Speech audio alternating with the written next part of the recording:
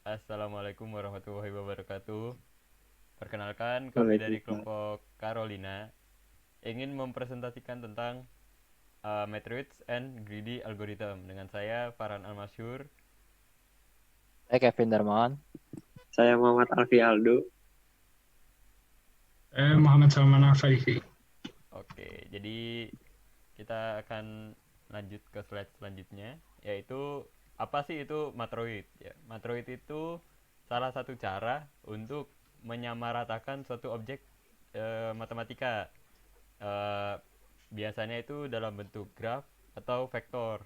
Nah, matroid itu didefinisikan atau dilambangkan dengan huruf M sebagai suatu set independen yang berisi dari dua bagian. Nah, bagian pertamanya itu kita bakal sebut E, atau potongan pertama itu kita akan sebut E, suatu ground set dari matroid itu sendiri. Nah, terus E itu juga merupakan kumpulan dari elemen.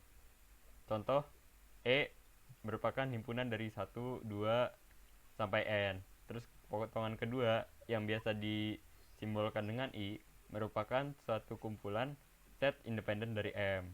Nah, maka matroid itu biasanya ditulis dengan M sama dengan kurung E, I.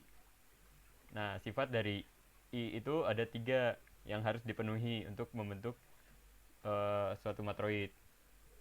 Nah, yang pertama, empty set itu merupakan independen. Yang kedua, jika A adalah elemen dari I dan B subset dari A, maka B merupakan elemen dari I. Nah, yang ketiga, jika A elemen dari I dan B elemen dari I, dan B lebih besar dari A, maka B elemen dari B atau A dengan A gabungan dari himpunan X elemen dari I. Nah, untuk contohnya bakal kita bahas di slide selanjutnya. Nah, ini contohnya. Misal kita mempunyai E atau ground set 1 2 3 4 dengan I itu subset empty set, terus 1 2 3 1 2 1 3 1 4 dan sebagainya.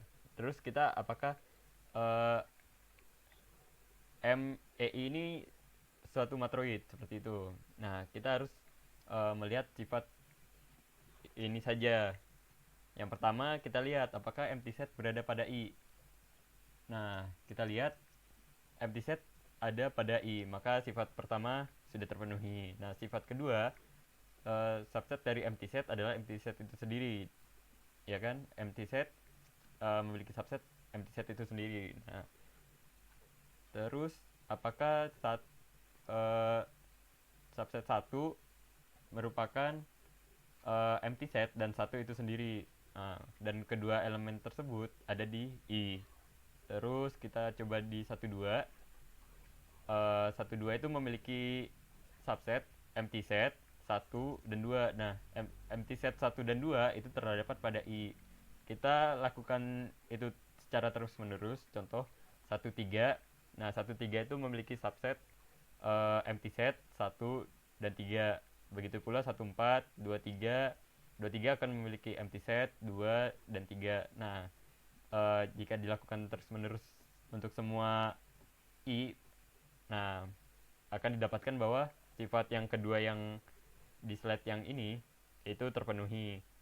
Nah, selanjutnya untuk sifat ketiga yang di sini, jika kita mengambil A yaitu empty set dan B itu satu. Nah, kan di sini ada B lebih besar dari A. Nah, B-nya itu lebih besar dari A, satu lebih besar dari empty set. Nah, jadi kita bisa nambahin satu ke empty set tersebut. Begitu pula kalau misalnya kita taruh B-nya itu satu dua. Nah, kan satu dua, satu dan 2 itu lebih besar dari empty set. Nah, maka kita bisa masukkan ke empty set tersebut. Nah, jika dilakukan secara terus-menerus untuk semua subset pada I itu akan terpenuhi. Nah, jadinya uh, karena ketiga sifat di sini itu terpenuhi, maka E M sama dengan EI itu merupakan matroid. Oke, untuk selanjutnya bakal dipresentasikan oleh teman saya Aldo.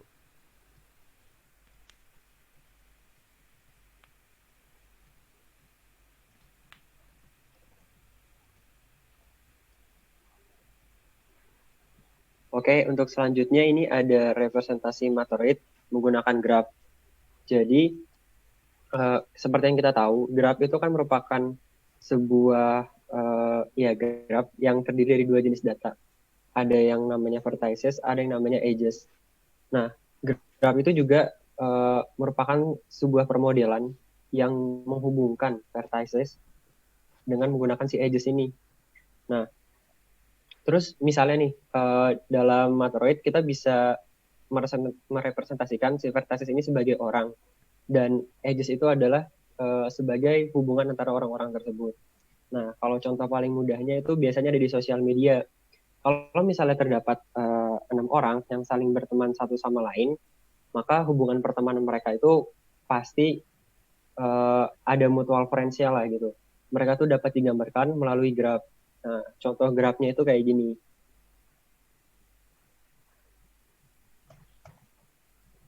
Oke, nah ini contoh grafnya. Nah, seperti tadi yang teman-teman udah tahu, kalau misalnya graf itu dia punya dua komponen kan. Ada yang namanya ground set sama independent set. Nah, di sini ground setnya atau E-nya itu merupakan set yang edges-nya itu saling terhubung, punya relasi. Nah, karena semua vertex di sini punya edges yang saling terhubung, makanya ground setnya itu semua huruf yang ada di sini nih, yang ada di grafnya, atau yang ada di vertex-nya. Ada A, B, C, D, E, dan F. Nah, misalnya sekarang kita tinjau nih, kan tadi dia punya independent set kan, kalau misalnya Matoroid itu. Nah, independent set itu yang mana? Kita tinjau aja dulu dari salah satu vertex. Misalnya saya tinjau dari yang A. Nah, dari A ini kan dia punya ada 5 cabang tuh. Misalnya saya tinjau yang ke C. Nah, habis dari C misalnya dia ke yang D. Nah, kalau misalnya kita lihat hubungan dari ketiga ini, itu udah bisa digambarkan sebagai satu elemen dari graf itu sendiri. Nah, seperti yang teman-teman bisa lihat, garis merah dari graf itu merupakan path. Nah, path itu jadi merupakan sekumpulan dari vertex yang saling dihubungkan dan dia membentuk jalur yang pasti jalurnya itu nggak balik lagi ke vertex yang semula. Jadi dia nggak membentuk cycle. Nah, kalau misalnya dia nggak membentuk cycle pada graf, dia itu dikategorikan sebagai Matoroid. Atau bisa dimasukkan ke bagian independent set si Matoroid itu. Nah, contoh keduanya misalnya kita tinjau dari A lagi. Nah, dari A sekarang dia ke E. Dari E dia ke D. Dari D dia misalnya balik lagi nih ke A. Nah, di sini kan dia dari vertex yang awalnya mulanya di A, terus dia membentuk jalur, tapi dia balik lagi ke A. Nah, kalau misalnya dia balik lagi ke vertex yang semula, misalnya udah jalan kemana-mana, terus balik ke vertex yang semula, itu disebutnya cycle, jadi dia membentuk sebuah siklus. Nah, kalau misalnya setnya atau elemen itu berupa cycle, dia nggak akan tergolong ke dalam independent setnya si Matoroid. Jadi kalau misalnya, ini cuma salah satu contoh aja, sebetulnya banyak pola-pola lain yang bisa dilihat dari sini, tapi contohnya, kalau misalnya cycle, berarti dia bukan independent set dari Matoroid. Sedangkan kalau misalnya, kalau misalnya dia cycle, dia berarti bukan bagian dari independent set. Tapi kalau misalnya dia non-cycle, atau dia nggak balik ke vertex yang semula lagi jalurnya, berarti dia termasuk ke kategori independent setnya si Matoroid. Sedangkan ground setnya itu semua yang dihubungkan sama edges, vertex-vertex semua yang dihubungkan dengan edges. Ya, pertama greedy method itu adalah suatu metode dalam pengembangan algoritma di mana dia itu memilih pilihan terbaik yang dapat dilakukan pada suatu saat untuk mencari pilihan terbaik secara keseluruhan. Jadi pilihan pada setiap saat ini disebut dengan locally optimized choice untuk mencari pilihan terbaik secara keseluruhan atau global optimum. Nah, ketika menggunakan greedy method, kita tidak melihat permasalahan yang kita hadapi itu secara keseluruhan, tetapi hanya secara step by step, atau melihat potongan-potongan dari masalah tersebut. Oleh karena itu, solusi dari suatu greedy algorithm terkadang bukanlah yang paling optimal. Nah, tetapi kenapa sih kita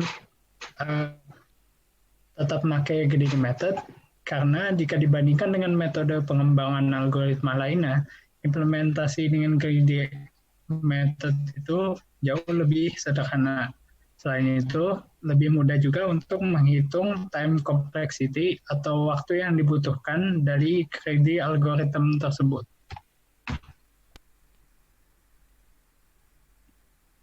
Nah, ini berikut adalah beberapa contoh dari greedy algorithm. Ada algoritma Kruskal dan Prim, ada Dijkstra, dan ini ada beberapa soal-soal di mana menggunakan greedy algorithm sering digunakan untuk memecahkannya, yaitu minimum coins required problem sama fractional knapsack problem. Nah, lalu kapan kita menggunakan greedy algorithm? Dia itu memiliki dua properti yang harus dipenuhi apabila kita ingin menggunakan greedy algorithm dan mendapatkan solusi yang tepat. Yang pertama itu greedy choice property, yaitu hasil akhir yang atau global optimum itu dapat dicapai dengan memilih pilihan terbaik setiap step. Dan yang kedua ada optimal substructure, di mana pilihan terbaik ini bisa dipecah-pecah menjadi pilihan-pilihan terbaik pada setiap step. Jadi dia itu merupakan gabungan dari locally optimized solution tadi. Nah, ini adalah hubungan dari greedy method dan matroids. Jadi untuk menggunakan pseudocode yang akan ditunjukkan itu, kita punya weighted matroid atau matroid biasa, tetapi dia itu punya weight atau bobot dari masing-masing anggota pada matroid. Nah, habis itu kita ingin mencari independent set A, di mana weight dari A ini telah di maksimum untuk setiap step. Kita akan melihat contohnya pada next slide. Nah, ini adalah algoritmanya. Untuk mengilustrasikan algoritmanya, akan digunakan abstraksi dengan sebuah graf. Mungkin ini tidak 100% menggambarkan algoritma ini, tetapi akan membuatnya lebih sederhana sehingga lebih mudah untuk dipahami. Nah, jadi pertama itu kita punya suatu graf dengan node A, B, dan C, di mana masing-masing edge dari graf ini memiliki weight atau bobot masing-masing. Nah, apabila kita konversikan menjadi sebuah matroid, maka kita akan mendapatkan ini M, di mana S ini atau ground-nya ini adalah ketiga node, yaitu A, B, C, dan I-nya itu ada empty set, A ke B, A ke C, dan B ke C.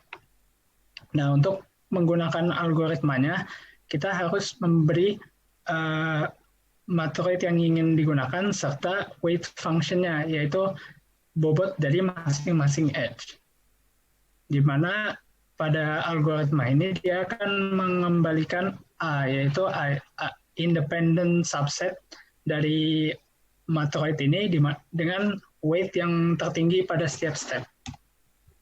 Nah, pertama kita mulai dengan A berisi empty set, karena sebagaimana yang kita tahu, sebuah independent set itu pasti mengandung empty set.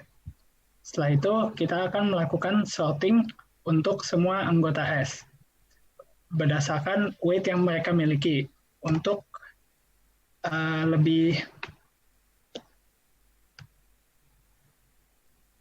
lebih gampang mengertinya, maka kita bisa melakukan sorting ini berdasarkan weight dari edge yang masuk ke masing-masing node.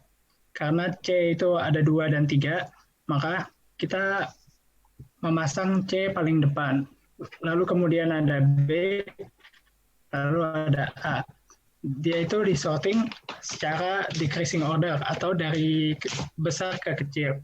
Kita juga bisa merepresentasikan ini sebagai masing-masing edge, di mana elemen pertama itu berarti B ke C, elemen keduanya itu dari A ke C, dan elemen ketiganya itu dari A ke B. Nah, lalu untuk setiap X anggota M.S taken in monotonically decreasing order by weight, jika A gabungan anggota tersebut adalah suatu adalah salah satu elemen pada I, maka kita akan menggabungkan anggota X tersebut. Sebagai contoh, kita ambil C atau C ke B. Nah, karena apabila kita gabungkan ke A, maka kita harus cocokkan lagi dengan bagian I ini, atau independent set yang kita miliki. Apakah C ke B itu ada dalam subset itu?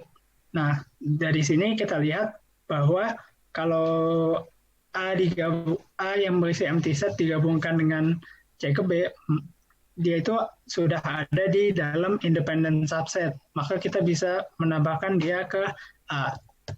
Nah, lalu setelah itu kita lakukan juga buat edge-edge yang lainnya. Karena tadi kita sudah B ke C, maka kita ambil edge yang memiliki weight terbesar kedua, yaitu dari A ke C. A ke C kita cocokkan apabila kita gabungkan ke dalam set A ini, apakah dia itu masih dapat termasuk dalam set I ini. Karena apabila kita lihat empty set B ke C dan A ke C itu masih termasuk anggota I, maka kita bisa menambahkannya ke A. Ya, lalu setelah itu kita lakukan juga buat edge yang terakhir, yaitu dari A ke B. Ya, selanjutnya kita tadi teman kita Salman telah menjelaskan bagaimana implementasi dari algoritma greedy ini dalam matroids. Nah, bagaimana kalau kita implementasikan ke dalam suatu graf, di mana graf itu berbentuk tree yang tiap cabangnya itu tidak memiliki tingkatan yang sama. Nah, seperti kita lihat ada cabang yang memiliki tingkatnya hanya 2, ada juga yang memiliki tingkatnya 3. Bagaimana cara greedy algorithm sesuai dari pseudocode yang tadi menyelesaikan permasalahan ini. Jadi yang pertama, jadi pertama kali greedy algorithm ini akan memilih sebuah root node. Root node ini adalah akarnya yang paling atas. Nah, selanjutnya sesuai seperti namanya greedy, dia itu rakus. Jadi dia step selanjutnya dia ada mengcompare bobot dari node yang berada di tingkat yang sama. Nah, 3 dan 9 akan di-compare, kira-kira yang akan dipilih yang mana. Tentu saja yang dipilih itu yang lebih besar, karena salah satu ciri dari greedy algorithm adalah dia akan mengambil nilai optimum pada step itu. Coba kita lihat. Ya, yang diambil adalah 9. Nah, setelah itu ada percabangan lagi. Percabangan yang satu itu weight-nya 13. Tapi yang percabangan yang sebelah kanan itu, di bawahnya ada cabang lagi. Nah, kalau secara perhitungan, total weight-nya itu akan lebih besar atau lebih menguntungkan apabila mengambil yang sebelah kanan, yang weight-nya 6. Tapi greedy algorithm hanya mempertimbangkan cost dari pada tahapan tersebut. Maka dia hanya akan mengcompare 13 dan 6. Dan mana yang dia pilih, ya dia akan memilih yang 13. Nah, ini adalah salah satu karakter dan kelemahan dari greedy algorithm. Jadi seperti anak kecil, kalau misalnya anak kecil umur 3 tahun dikasih uang sama dikasih permen, dia lebih pilih ambil permen. Karena permen langsung bisa dia makan. Sementara mungkin kalau dikasih uang, uangnya nilainya lebih besar. Dia bisa beli permen, coklat, dan lain-lainnya. Nah, itu dia greedy algorithm. Jadi, kalau kita bandingkan, nah, jadi kita tidak dapat mencari actual largest path dengan bobot terbesar menggunakan greedy algorithm ini karena dia tidak mempertimbangkan secara keseluruhan dari graf tersebut. Nah, dapat kita simpulkan kan bahwa greedy algorithm gagal untuk menemukan jalur dengan total bobot terbesar. Nah, jalur ini adalah jalur nih. Nih, jalurnya berarti 5, 3, 12, 99. Ini jelas paling besar 99. Nah, begitu pula jika kita ingin mencoba menggunakan greedy algorithm untuk mencari jalur terpanjang. Jalur terpanjang maksudnya path dengan jumlah node terbanyak. Nah, jadi algoritma ini bukanlah solusi yang optimal karena kita mempertimbangkan pilihan berdasarkan informasi yang terdapat hanya pada step tersebut. Tapi kelebihannya adalah algoritma ini lebih simpel untuk diterapkan dibanding harus mengiterasi seluruh elemen, mensorting dan memperkirakan dari semua kombinasi itu mana yang jumlahnya paling besar. Jadi algoritma ini lebih enteng. Ya. Sekian dari presentasi kami. Mohon maaf apabila terdapat kekurangan. Wabillahi taufiq wal hidayah. Wassalamualaikum warahmatullahi wabarakatuh.